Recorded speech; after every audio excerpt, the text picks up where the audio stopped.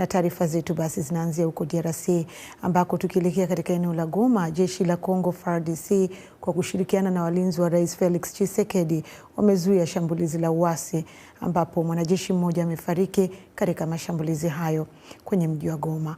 Austeri Marivika yuko tayari kutuarifu yale yanayojiri huko.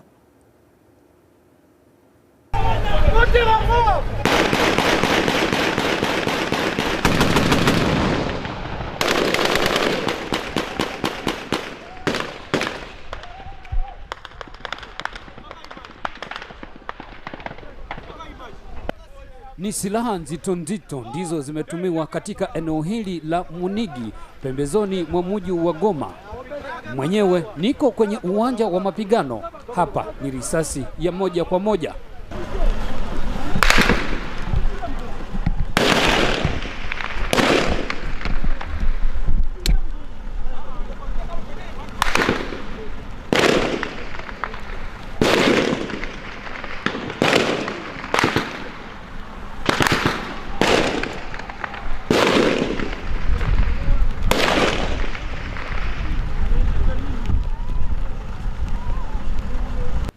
Jeshi la Jamhuri ya Kidemokrasia ya Kongo likiwafukuza watu wenye silaha wasiojulikana.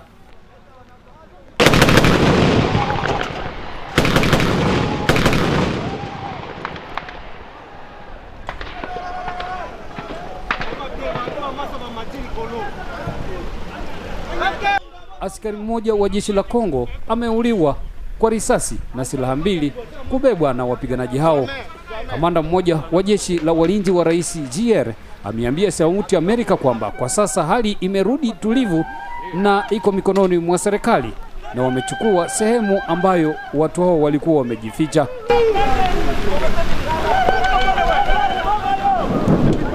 Hayo yanajiri wakati ambapo hali eneo la Vuhene kaskazini mwa mji wa Goma bado ni mbaya kufuatia mapigano ya kikabila iliyotokea hapo jana, hali ikiwa ya wasiwasi na watu wengi wakiwa wamepoteza vitu na hata duka nyingi kuporwa na watu wakiendelea kuhama maeneo hayo.